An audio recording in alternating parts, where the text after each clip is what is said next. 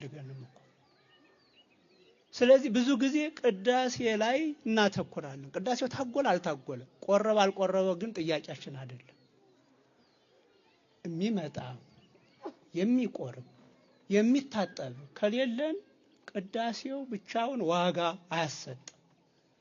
ስለዚህ ወደዛ የሚመጡ ሰዎችን አብዝተው የሚሰሩ ሰዎችን ማብዛት ይኖርባቸዋል። ምዕመናን እየተረዳችሁኝ ይሆን?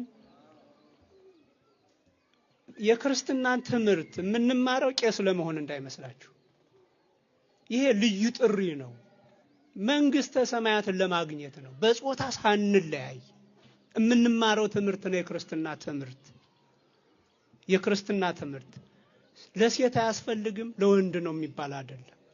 ሁላችንም የመንግስተ ሰማያት ጉዳይ ስለሆነ የክርስትና እምነት ሁላችሁም መማር አለባችሁ። ሴቶችም ወንዶችም ልጆች አደራ ወደ ሰንበት ትምህርት ቤት ገብተው እንዲማሩ አድርጉ። ቤተክርስቲያናችን እንደው እንደስካሁኑ አይደለም።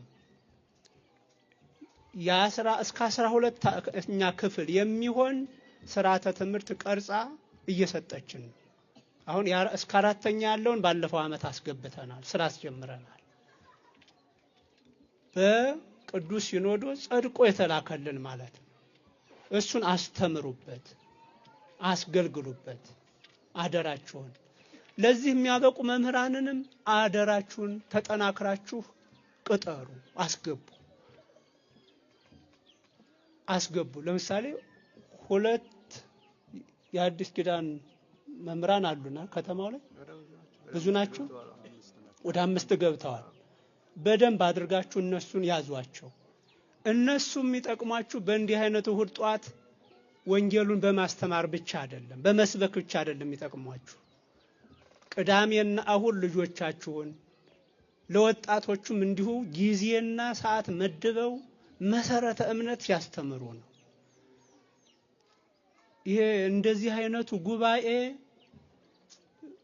ብዙ የሚጠቅም አይደለም። እውነት ለመናገር በጣም የተማራችሁ ሰዎች አላችሁ፣ ፊደል ያልቆጠራችሁ ትኖራላችሁ፣ አሮይቶች አሉ፣ ህፃናት አሉ። ማንን በሚመጥ ልክ ነው በእውነት እዚህ ላይ መስበክ የምንችለው?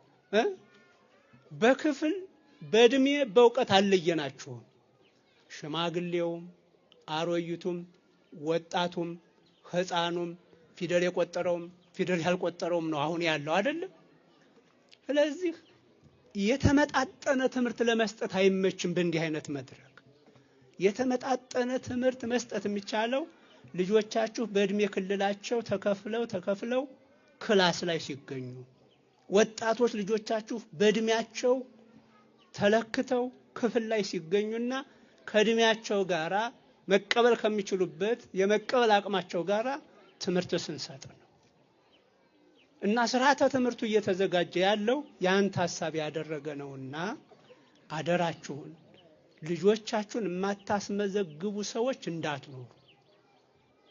የወረዳ ቤተ ክህነቱ ትልቁ ተልእኮ ሰንበት ትምህርት ቤትና አብነት ትምህርት ቤት ነው። ሌላው ማጀቢያ ነው። ሌላው ስራችን ልማት ወዘተ የምንለው ይሄን ማጠናከሪያ ለዚህ ስራ ማስኬጃ የሚሆን ነው እንጂ ግባችን ፎቅ መስራት አይደለም፣ ቤት መገንባት አይደለም፣ ፐርሰንት መሰብሰብ አይደለም። ግባችን ፎቅ የምንሰራው ልማት የምናለማው ይሄ ስራ እንዲቀጥል ብለን ነው። እና ወረዳ ቤተ ክህነቱ በዚህ በደንብ እያገለገለ ነው። ሁሉም ከተማው ላይ ያላችሁ የሰበካ ጉባኤ አባላት አግዟቸውና ሰው ላይ አብረን እንስራ። እሺ ሁላችሁም ልጆቻችሁን ትልካላችሁ። በምን ልወቅ? ለልጆቻችሁ አብረን ምቹ ነገር እንፍጠርላቸው። አያችሁ የዘላለም ሕይወት ማለት አለ እውነተኛ የባህሪ አምላክ የሆንከውን አንተንና የላከውን ልጅህን ኢየሱስ ክርስቶስን ማወቅ ነው። ሕይወት ማለት ይሄ ነው። ሕይወት ማለት ይሄ ነው። እግዚአብሔርን ማወቅ የጥቂት ወንዶች ሕፃናት ጉዳይ ብቻ አይደለም። ሰው የሆነ ሁሉ ዋጋ ሊከፍልለት የሚገባ ዕውቀት ማለት እግዚአብሔርን ማወቅ ነው። ስለዚህ ልጆቻችሁ እግዚአብሔርን እንዲያውቁ ሌሎችን ዝርዝር ስራዎች ዓመታዊ ስብሰባችሁ ላይ ደግሞ ተገናኝተን እንመካከራለን። ይችን አደራ ግን አደራችሁን ጊዜ መሬት ነው እንዝራበት እንዲያበቅል። ጊዜ መሬት ነው። በቃ ስራ እንስራበት። ካልሰራንበት ያልተዘራ መሬት ማለት ነው ጊዜ።